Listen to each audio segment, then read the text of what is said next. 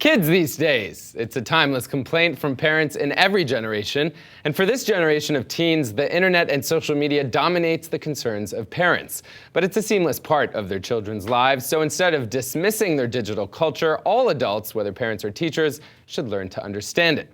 Good thing we have Danah Boyd, principal researcher at Microsoft Reacher, as well as the author of the book, It's Complicated, The Social Lives of Network Teens. She joins us now to demystify the kids these days. So how does Snapchat fit into this? Because I feel like there's so many misconceptions. When I read about this topic, obviously I'm very passionate about it. You know, people are like, oh, well, teens are using Snapchat now because you have to hide the photo and there's a limited amount of time. But it's not about hiding or deception, right? It's more, what is it about Snapchat? Why are we seeing this migration? And then similarly, oh, they're leaving Facebook for Snapchat. Not also true. Right, so part of it is that Facebook is a place where now everybody is there. Right. And that's really great when you want to post a picture that you want everybody to see. It's not so great when you want to hang out with your friends and not have to hang out with your parents at the same time. Right. So the thing is that young people are treating Facebook in many ways the ways that we treat email now, which is that email used to be fun. You've got mail. You were like, yes. Yes. And now you're like, oh, you've got mail. Yeah, I know, exactly. So it's like that's you kind have to of star the your mail. Yeah, but you still check your mail, and they Right. still check Facebook. Right.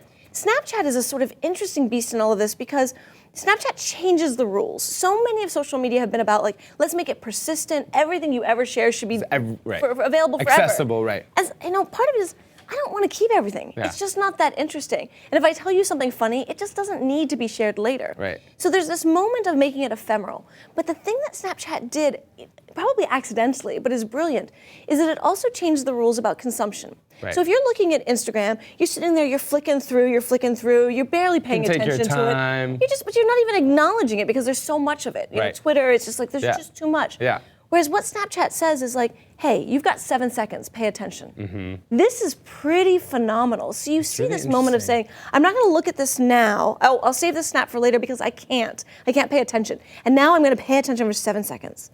And it changes That's the really focus interesting. game. When we talk about identity and how it actually plays out, I mean, there are parents who I would imagine are perplexed by this kind of phenomenon, if you will. I don't know if this is a product of the internet or all these social platforms, but this notion that, you know, there'll be a dainty, polite, young girl who's polite around her parents and, you know, what have you. And then online, she's, you know, posting more hard-hitting things or subversive things or lewd things.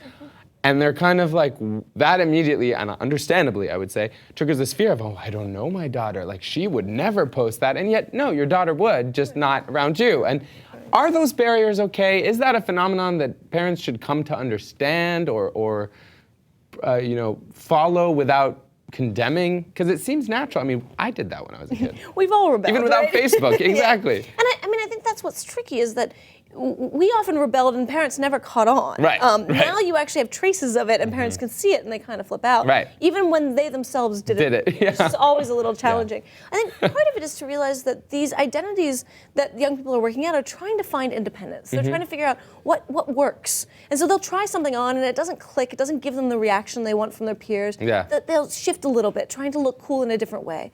It's important to remember that the one thing that young people have control over in their lives is status and reputation and peer popularity. Right. And so they're constantly tussling with this. And it matters a lot. And it matters a lot, but it's never under adult norms. Right. And that's what makes it tricky. And so part of it as a parent is to not say, oh, you And should to not. get it. Yeah, it's not like to reject your child's efforts at this, but to say, okay, you know, think this through. How do you ask them questions where it's like, you know, go be with your friends, but realize there are other people looking in. Right. Realize that this is how these things get interpreted. Yeah. And it's those moments. I mean, you know, when I was a teenager, I shaved my head, which was the perfect way of making my mother extraordinarily upset. Yes. Right? And she would, you know, My yell sister and did it too, scream, so don't worry. She would yell and scream. She was just like, I can't believe you've done this. And it was really funny because my grandmother, she didn't even need to scream. She looked at me and she goes, looks like you were in the Holocaust, and walks off. And you were like, all of a sudden I was like, that was not what I was the reaction you want, yeah, you know, of but course. it was those moments of like, which reactions do you Are effective. and which ones are you looking for, right? Right. You know, my mother being Right. upset. Yeah, of course you. Now, do you ever wonder how your boring friend gets so many Twitter followers? Well, they could be buying them. HuffPost Tech recently published a piece on how Facebook likes are bought and sold.